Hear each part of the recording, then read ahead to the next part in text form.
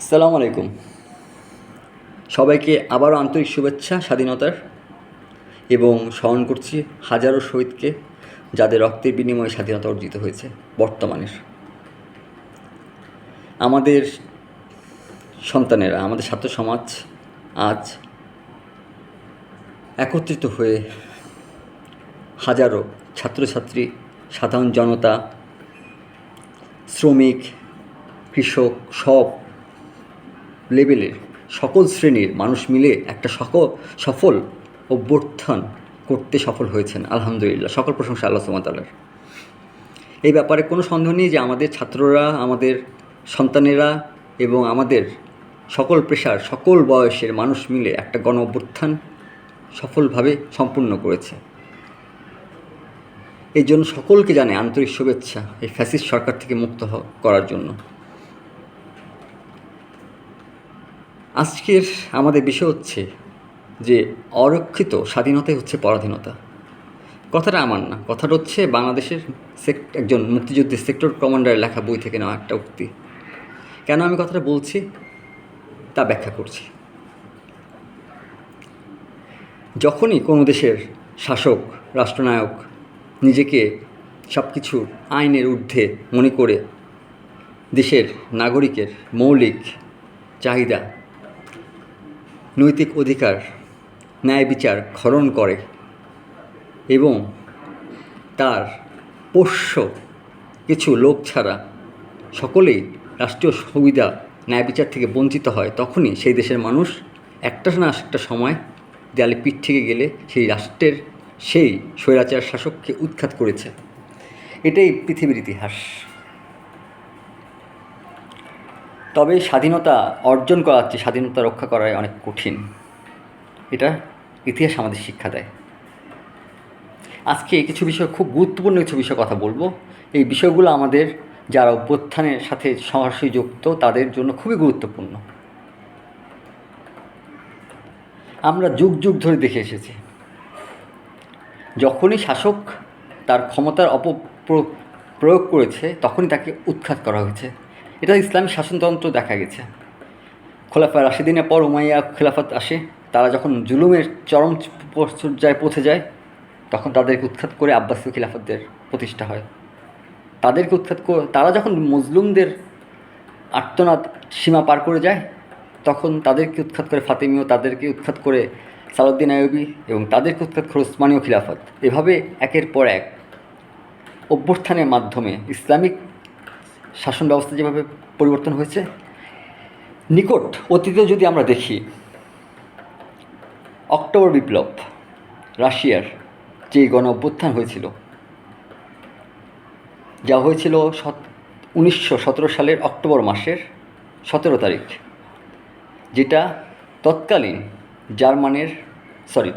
রাশিয়ার যে রাজতন্ত্র ছিল, জারতন্ত্র ছিল রাশিয়ার, সেই রাজাদের কঠোর শোষণ বঞ্চনা থেকে জনগণকে রক্ষা করার জন্য লেনিনের নেতৃত্বে একযোগ হয়ে ছাত্র জনতা, শ্রমিক সকলে মিলে একটা সুন্দর সফল অভ্যুত্থানের জন্ম দেয়। সেটা ছিল অক্টোবর বিপ্লব। কিন্তু বললাম না, স্বাধীনতা অর্জন করার চেয়ে স্বাধীনতা রক্ষা করা অনেক কঠিন। লেনিন যখন এই অক্টোবর বিপ্লবে সফল হলেন, তাদের রাজতন্ত্র উৎখাত করা হলো, তারা সমাজতান্ত্রিক রাষ্ট্র প্রতিষ্ঠা করলেন। সমাজতান্ত্রিক রাষ্ট্রটা এমন, যার থিওরিটিক্যালি অনেক সুন্দর শোনায়, কিন্তু বাস্তবে তার প্রয়োগটা অনেক কঠিন, যেটা কখনোই পসিবল না। যার ফলে যেটা হয়, লেনিনের একটা উক্তি ছিল, তিনি বলেছিলেন যে আমি সকলকে বড় করতে চেয়েছিলাম, সকলকে সমান করতে চেয়েছিলাম, সকলকে উচ্চ মর্যাদায় তুলে ধরতে চেয়েছিলাম, কিন্তু সকলে তারা নিজেদেরকে বড় করতে ব্যস্ত হয়ে গেছে। যার ফলে লেনিনের মৃত্যুর পরই ক্ষমতায় আসেন আরেক ফ্যাসিস্ট সরকার, স্টালিন। বিংশ শতাব্দীতে যারা একনায়কের চরম কঠোর রূপ লাভ করেছিলেন ইতিহাসের পাতায়, তাদের মধ্যে স্টালিন অন্যতম একজন, যে কিনা তৎকালীন হিটলার যদি না থাকতো তাহলে পৃথিবীর সর্বোচ্চ সেই সময়ের শোষক, নিপীড়ক স্বৈরশাসক হিসেবে নিজেকে প্রতিষ্ঠা করত। রাশিয়াতে সে তাকে সেভাবে প্রতিষ্ঠা করেছে। আমরা নিকট অতীতে দেখেছি ফ্রান্সের বিপ্লব। ফ্রান্সেও যখন রাজতন্ত্র শাসনের কারণে জনগণ একেবারে নিজেদেরকে নিকৃষ্ট জায়গায় উপলব্ধি করে, তখন তারা চায় এই রাজতন্ত্রের অবসান।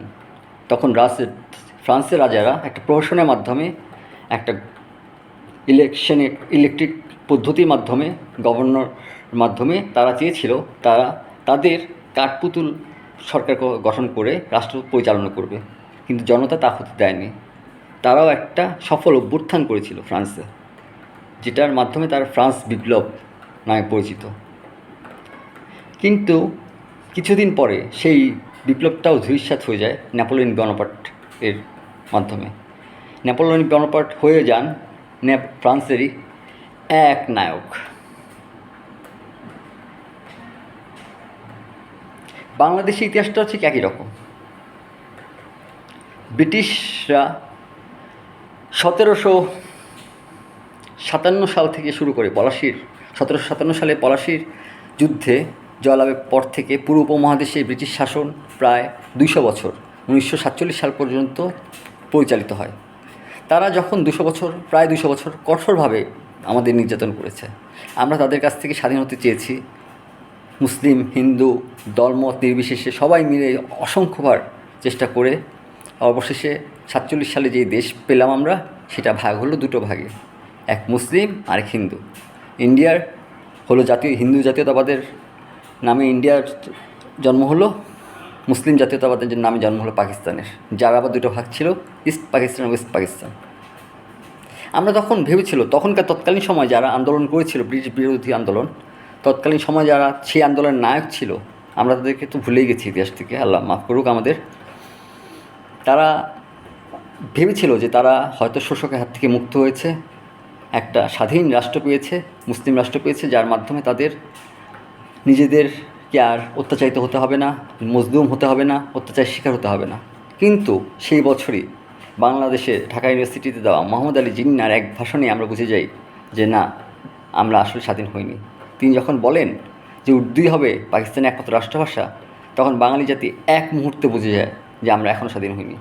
তৎকালীন সময়েও তৎকালীন যুবক ছাত্র সমাজ এই কথার বিরোধিতায় ফুঁসে ওঠে, জন্ম নেয় ভাষা আন্দোলনের।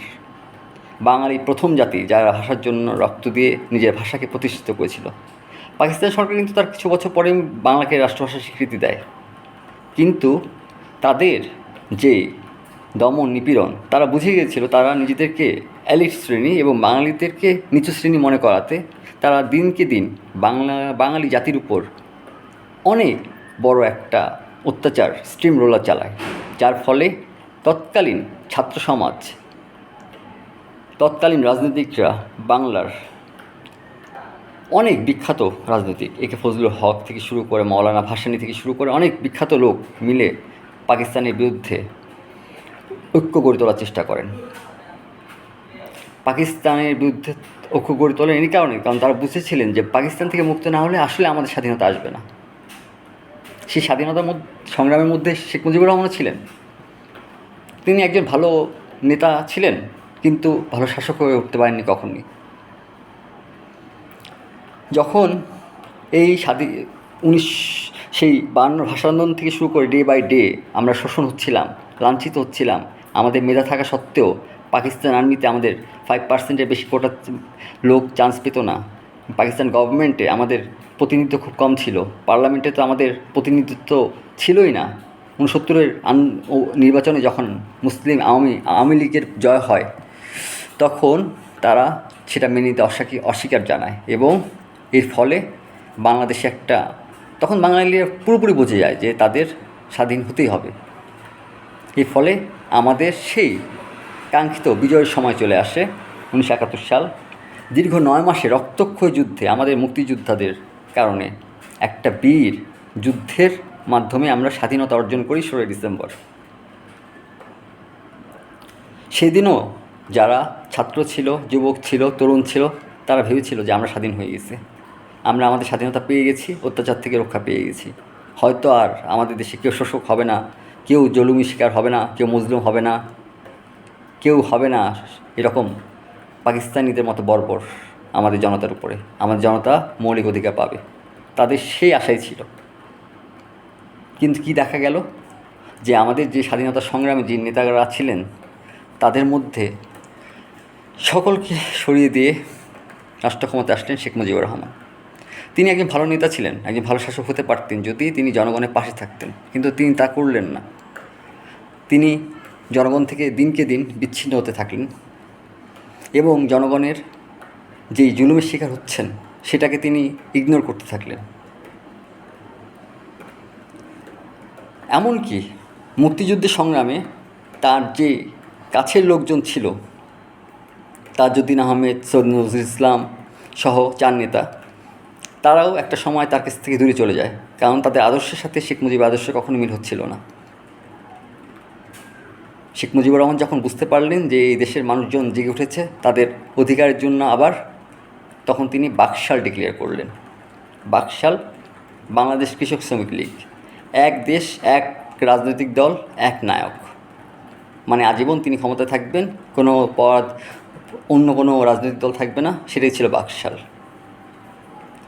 বাঙালিরা বুঝতে পারলো যে আমরা 9 মাস যুদ্ধ করে দেশকে স্বাধীন করেছি। যেই মুক্তিযোদ্ধারা দেশকে স্বাধীন করেছে যুদ্ধ করে পাকিস্তান আর্মির বিরুদ্ধে, পাকিস্তানি আর্মি থেকে চলে আসা বাঙালি সেই সাহসী মুক্তিযোদ্ধারা উপলব্ধি করলেন যে তারা আজকে নিজের দেশে নিজের মানুষের হাতেই বন্দী হয়ে গেছেন।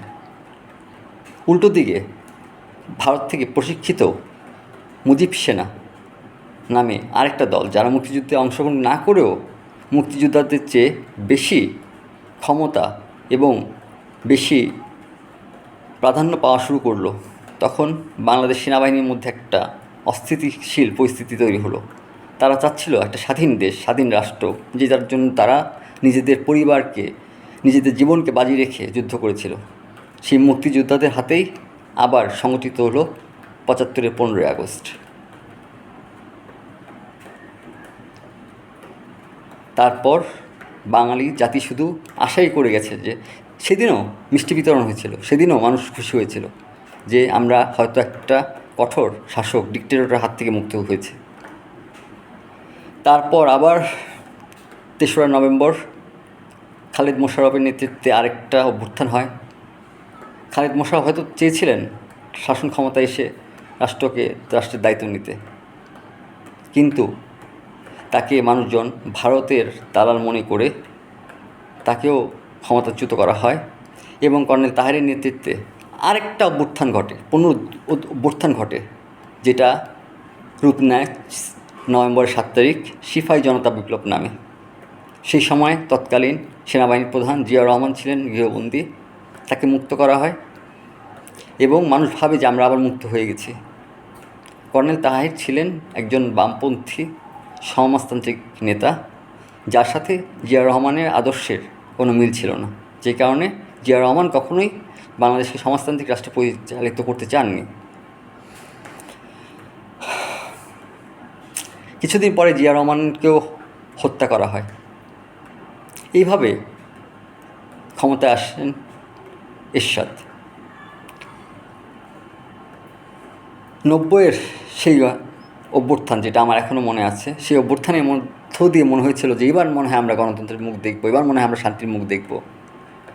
কিন্তু আমাদের দুর্ভাগ্য যে আমাদের নেতারা, যারা এই জনগণের রক্তে উপর দাঁড়িয়ে ক্ষমতা এসেছেন, জনগণের পাশে থেকে ক্ষমতা এসেছেন, তারা ক্ষমতা যাওয়ার সাথে সাথেই জনগণকে ভুলে যান এবং ডিক্টেটরের মতো রূপ ধারণ করেন। সেই এরশাদ বিরোধী আন্দোলনে কিন্তু নেতৃত্ব দিয়েছিলেন শেখ হাসিনা এবং বেগম খালেদা জিয়া একত্রে, 2 বোন মিলে। এমনভাবে নেতৃত্ব দিয়েছিলেন যে জনগণের মধ্যে একটা আশা সঞ্চার হয়েছিল যে দেশে আসলেই একটা স্বাধীন সার্বভৌম রাষ্ট্র তৈরি হবে, আমরা সকলেই সমানভাবে এই দেশের নাগরিক হিসেবে মর্যাদা পাবো, কেউ বৈষম্যের শিকার হব না, সকলেই সমান অধিকার পাবো, সকলেই তার মেধা অনুযায়ী চাকরি পাবে, মেধা অনুযায়ী তার যোগ্যতা লাভ করবে। হয়নি তা। আমাদের নেতাদের একের পর এক ভুল সিদ্ধান্তের কারণে আজকেও আমরা সেই পর্যায়ে পৌঁছে গিয়েছিলাম 1/11-এর পরে শেখ হাসিনা ক্ষমতায় আসার পরে অনেক জনতার আশা ছিল যে এবার হয়তো গণতন্ত্রের মাধ্যমে আমাদের দেশ এগিয়ে যাবে, কিন্তু সকল জনতাকে ভুল প্রমাণ করে দিয়ে শেখ হাসিনা নিজেকে ডিক্টেটর প্রমাণ করলেন এবং প্রমাণ করলেন যে তিনি শেখ মুজিবেরই সন্তান এবং শেখ মুজিবের রাস্তায় হাঁটলেন এবং ইতিহাসের পুনরাবৃত্তি করলেন। দেখুন তাকদীরের কী লেখা, তাকদীরের কী লিখন যে 15ই আগস্ট শেখ মুজিবের উৎখাত করেছিল বাঙালি জাতি, সেই আগস্ট মাসের 5 তারিখ শেখ হাসিনাকে উৎখাত করলো বাঙালি জাতি, বাঙালির বীর সন্তানেরা। এত বড় একটা আলোচনার মূল কারণ কি জানেন? মূল কারণ হচ্ছে এই যে প্রতিটা বিপ্লবের পরেই আমরা কেন বারবার বিফল হয়েছি, কারণ আমরা বুঝতে পারিনি যে আমাদের মূল